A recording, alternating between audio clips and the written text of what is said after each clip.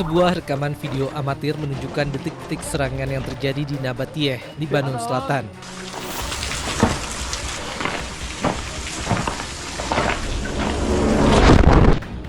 Ironisnya, sejumlah para medis dihantam serangan rudal yang diduga dilakukan Israel saat sedang berjuang mengevakuasi korban dari serangan sebelumnya di lokasi yang sama.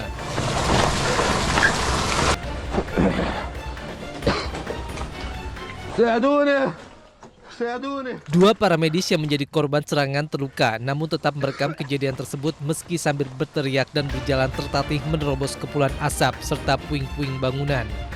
Situasi di Lebanon Selatan kian mencekam bagi para pekerja medis dan tim evakuasi yang kini harus bertaruh nyawa di setiap langkah penyelamatan. Pemerintah Lebanon mengecam serangan tersebut dan menilai tindakan Israel sebagai pelanggaran terhadap hukum internasional. Sementara pihak militer Israel selalu membantah menargetkan serangan terhadap warga sipil maupun fasilitas sipil.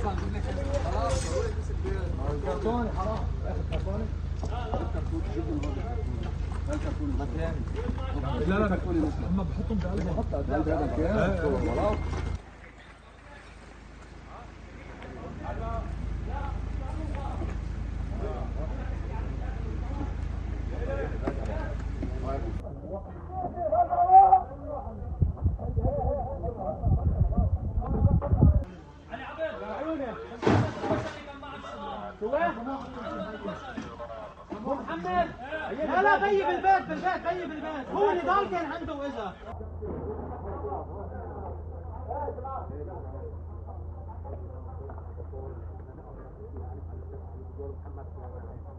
محل احنا واقفين مدخل البيت هياه هون بطلع من بعيد بطلع من هون بتفوت هذا الاسعاف حدا انقاذ يلا ابعث لي حدا انقاذ ما لا اتحرك فين يلا سلام ايه في وين بدنا حماله هون موجود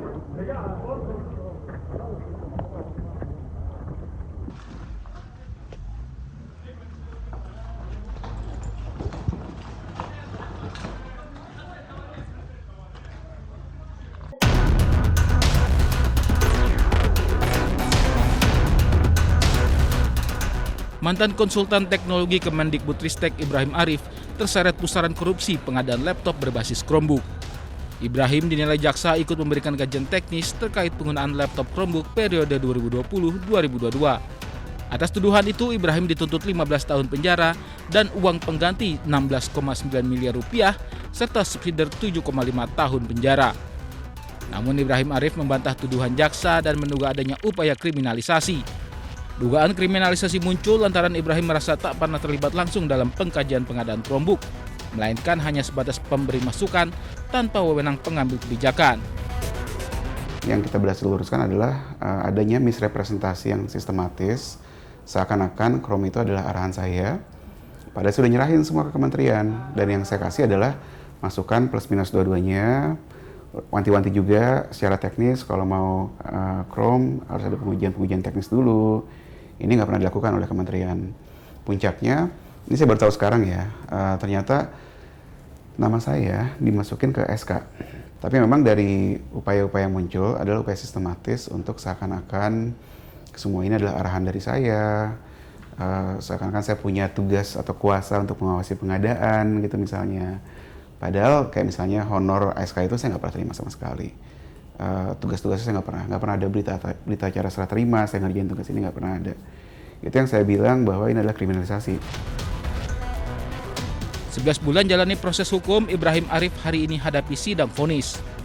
Melalui dukungan dan pledoi sebelumnya, Ibrahim pun berharap dirinya divonis bebas. Apalagi segala tindakan yang ia lakukan murni hanya untuk membantu negara. Tentunya saya berharap bebas di sini. Dan harapan saya bebas juga adalah bukan hanya untuk saya pribadi, tapi untuk bisa ngeset sebuah presiden atau jurisprudensi bahwa profesional yang membantu negara, ya, dan mereka banyak yang lewat sebagai konsultan, itu tidak seharusnya dikriminalisasi seperti ini. Karena dari hukum tata usaha negara dan segala macam itu jelas, tanggung jawab itu ada di pejabat, bukan di konsultan, gitu. Kalau misalnya ini seperti ini kejadian, ya, maka ya nggak ada lagi yang berani gitu bantu negara. Penetapan HPS. Selain Ibrahim Arif, Kejaksaan Agung juga menetapkan 4 tersangka lain dalam kasus dugaan korupsi laptop Chromebook, termasuk mantan Mendikbudristek Nadiem Makarim. Proyek pengadaan Chromebook diduga tidak sesuai kebutuhan sekolah dan menyebabkan kerugian negara mencapai 2,18 triliun rupiah. Dari Jakarta, Tim Liputan iNews melaporkan.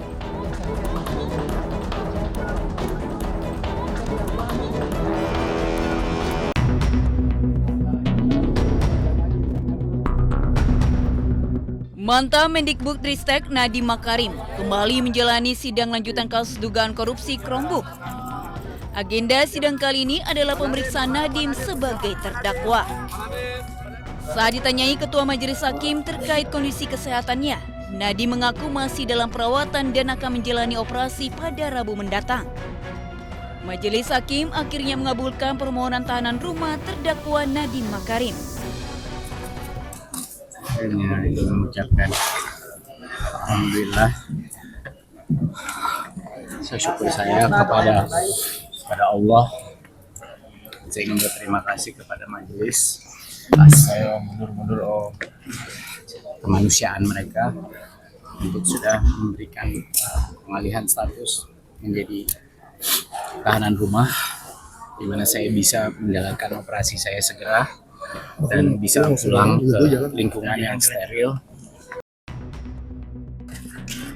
Sementara itu, Rocky Gerung turut menghadiri sidang pemeriksaan Nadiem sebagai terdakwa. Nadiem Makarim menghampiri dan memeluk Rocky di ruang sidang sebelum menuju kursi terdakwa. Rocky menilai jaksa kelelahan menghubungkan fakta menjadi bukti atas apa yang dituduhkan ke Nadiem. Saya kira jaksa pintar, tapi dia kelelahan untuk menghubungkan fakta untuk jadi bukti itu.